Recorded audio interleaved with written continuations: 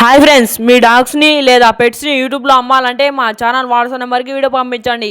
మా ఛానల్ని ఇంకా సబ్స్క్రైబ్ చేయకపోతే వెంటనే సబ్స్క్రైబ్ చేసుకొని పక్క ఉన్న బెల్ ఐకాన్ని యాక్టివేట్ చేసుకోండి.